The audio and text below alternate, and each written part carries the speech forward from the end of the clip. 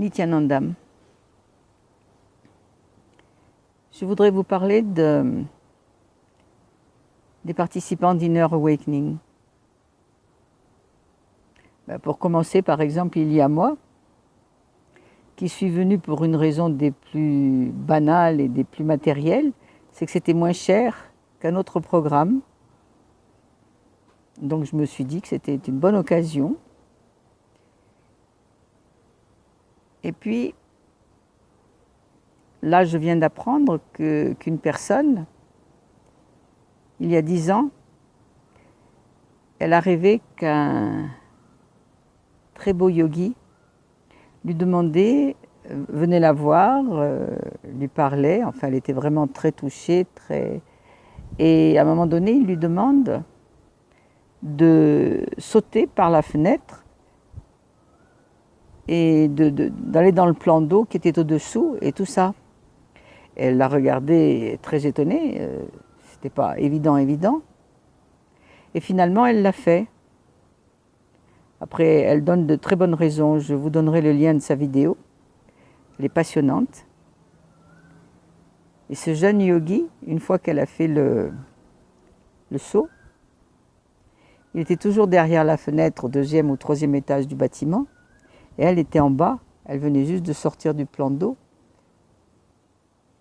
Et il lui souriait et lui faisait signe.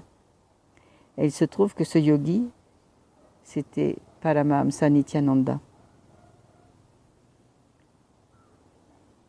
Et avant-hier, il y avait une brahmacharini, c'est-à-dire, pour le langage français, une novice religieuse de Trinidad, qui avait décidé d'assister à un meeting parce qu'elle ne savait pas quoi dire au cours de ses vidéos. Et en fait, il se trouve que dès qu'elle se concentre, ou du moins dès qu'elle se centre, disons, sa Kundalini s'éveille et elle se met à parler un langage des toutes premières tribus de Trinidad. Sa tenue physique est tout à fait différente. Elle est très très droite. Elle a des gestes tout à fait sûrs, pas spécialement féminins. Son langage est presque mécanique. Et en fait, c'est le langage des tout premiers habitants. Et je crois, c'est ce que j'ai entendu dire, qu'il fallait qu'elle se mette en contact avec ces gens, ces tribus très anciennes, parce qu'ils avaient à voir avec Paramahamsa Nityananda, que ce serait très bien qu'ils viennent le voir. Ils pourraient faire des choses ensemble. Quant à moi, comme je l'ai dit, je suis venue parce que c'était moins cher. Et puis, il y a quelque temps, j'ai eu une expérience moi aussi. J'ai entendu un coq chanter. Parce qu'à la Gurukul, les enfants ont beaucoup d'animaux. Et le coq et 2 poules se promenaient dans le coin. Et à un moment donné, le coq s'est mis à chanter. Et ça m'a fait un coup au cœur. J'étais absolument ravie. Et j'ai dit, ah, il y a un coq qui parle français. Parce que je n'ai jamais entendu un coq chanter hors de France. Alors pour moi, il parlait en français. Et j'étais toute heureuse. Et encore une fois, chaque fois que je le rencontre, j'ai ce bon souvenir de lui. Et aujourd'hui, je n'ai pas beaucoup d'appétit. Et j'avais encore pris trop de nourriture. Et j'en ai profité pour la lui donner. Et il a tout avalé.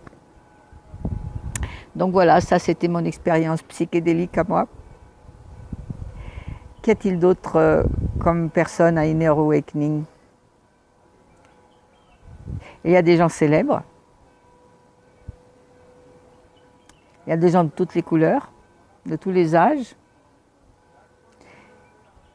Il y a un enfant, par exemple, il devait avoir à peine 14 ans, et il avait bien décidé, il avait tout prévu pour ne pas venir à Inner Awakening, et contrer sa grand-mère, qui s'est très bien débrouillée. Il s'est retrouvé à Inner Awakening et dans son témoignage, il disait c'est magnifique, quelle merveille d'être venu à Inner Awakening.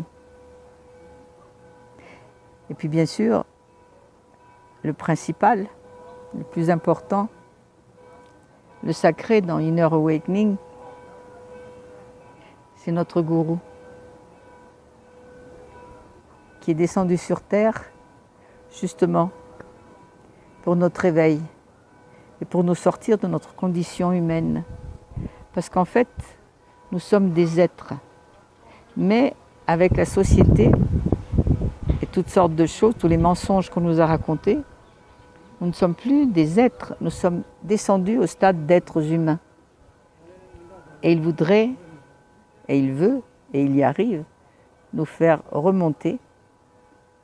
Et c'est pour cela qu'il nous initie à tant de pouvoirs magnifiques, tels la lecture les yeux bandés, le body scanning, la vision à distance, la matérialisation.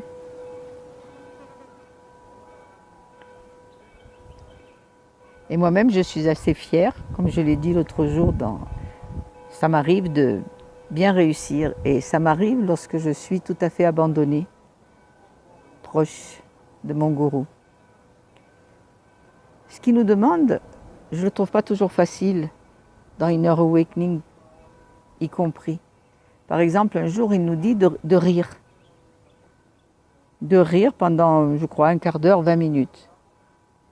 Mais moi, je suis très logique et je ne ris que s'il y a quelque chose de drôle. Ce qui fait que la consigne étant de rire et que je n'avais aucune raison de rire, je me suis retrouvée en train de pleurer.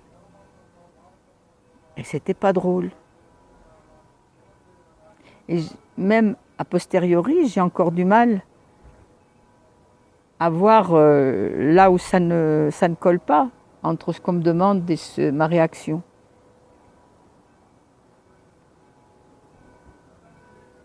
Voilà. Maintenant, on m'attend. C'est pour ça que je suis habillée de noir, tenue de yoga. On m'attend pour aller faire un peu de nettoyage du Vassarovar. Bonsoir. À la prochaine fois. Nityanandam.